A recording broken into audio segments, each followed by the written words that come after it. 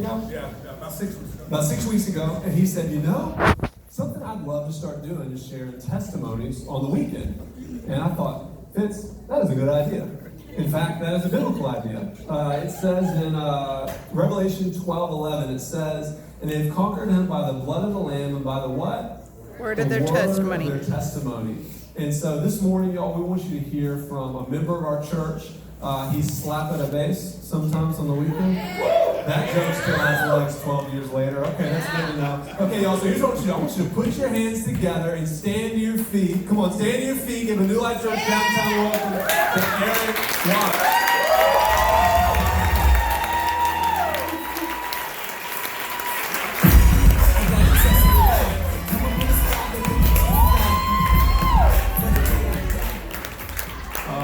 All right. So stupid. Okay.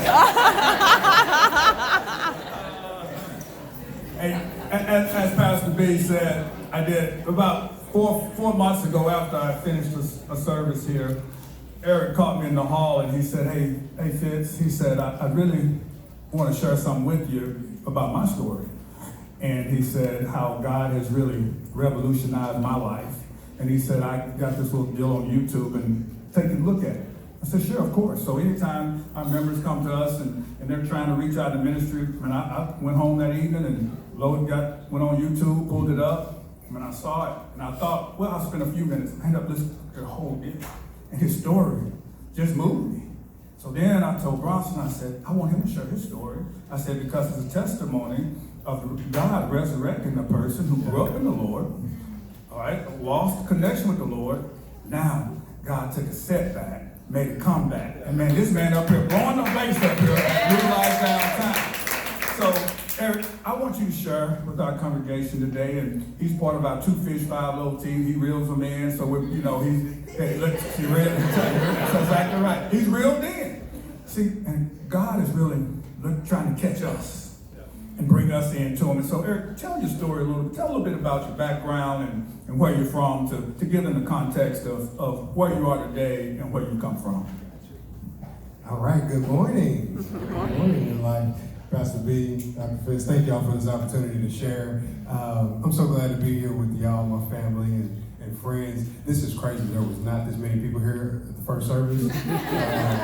So I'm going to do my best to hold it together. All right, here we go. So my name is Eric, and I actually grew up here in Little Rock. I'm originally from Jackson, Mississippi, but I grew up here in Little Rock. My dad's a pastor. He's retired now, but he was a pastor for all of my life. My mom was in ministry with him. I grew up in church, in church. Monday, Tuesday, Wednesday, Thursday, Friday. Come on. In church. I learned about the Lord very, very early on in my life. And I went to private schools. I actually graduated from Episcopal Collegiate School back in 2006. That tells you about how old I am. Graduated from there, and like I said, I've always had a relationship with the Lord, but at some point, my faith had to become my faith and not my parents' faith. Yeah. So I kind of ran into a little bit of adversity. I actually ended up dropping out of college at U of A my senior year, and that's where things really got interesting. Yeah, so you grew up as a PK, right? You went to school, you started going to school. What happens next? Man, my foundation was rock. So my parents, who were pastors, leaders in the church and faith, actually ended up getting divorced while I was in college. And it just wrecked my foundation. I didn't know what to believe.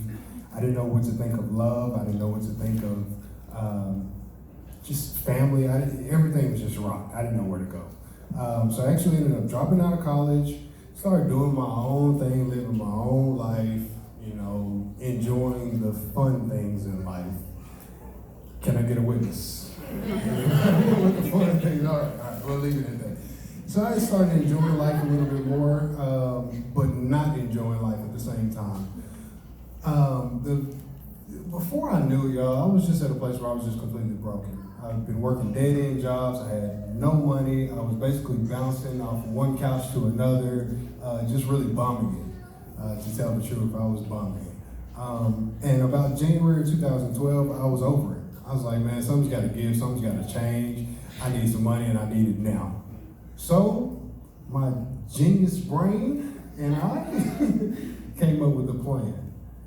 And January 14, 2012, I walked into a Metropolitan Bank in Fayetteville, Arkansas.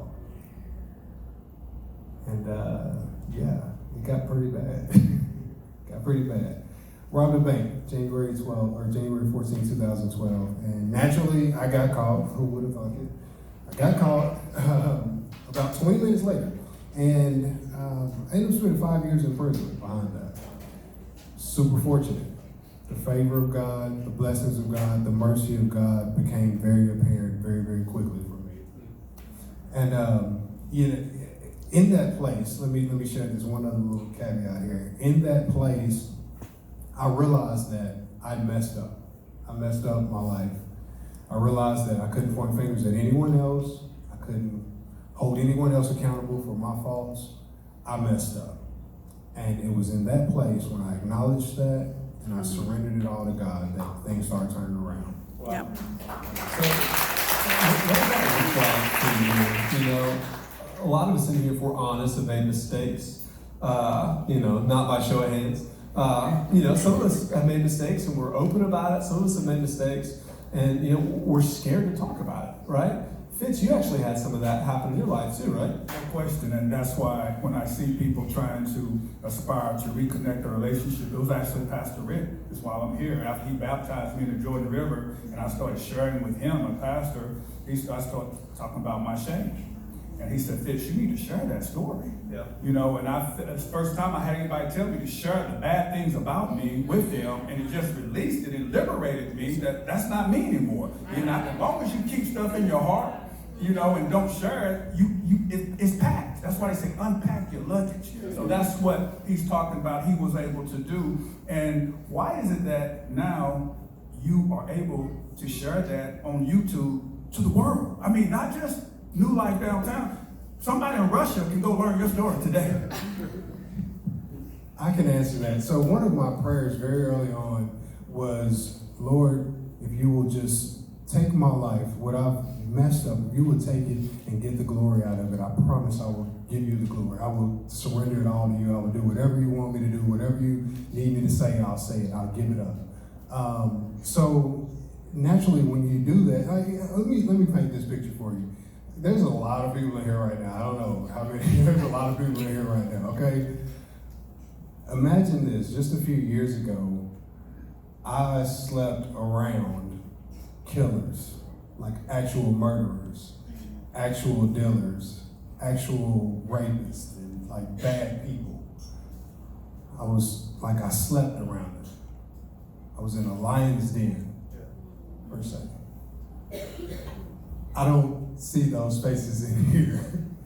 So how could I be afraid? If God brought me through that, if he kept me safe and secure and in a solid place through that, why would I be afraid to share it now?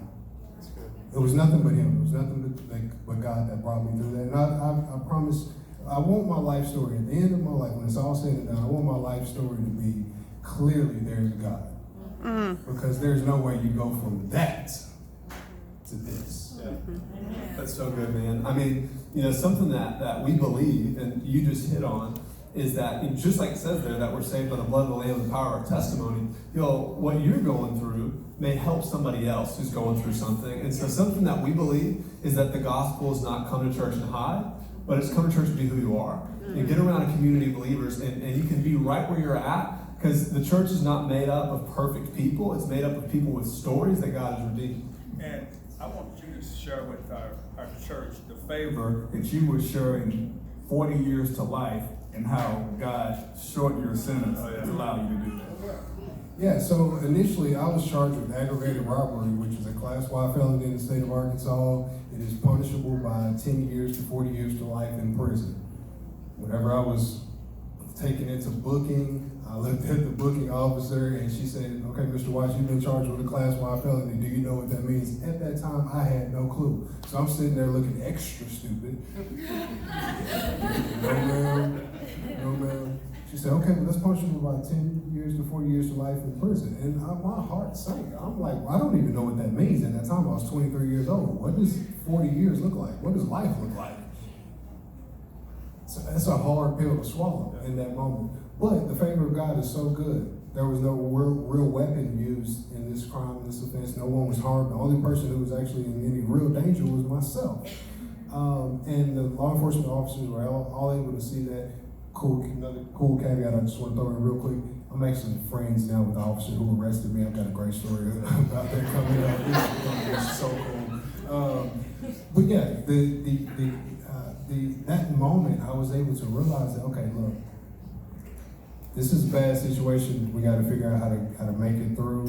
And God stepped in and basically reduced the charge from aggravated robbery to robbery, and that bumped it down to a Class B. Basically, I do a quarter of the sentence. So I was sentenced to 20 years in prison. I did 5 years, stayed out of trouble, kept my head down, did what I knew to do, and I stayed in my word.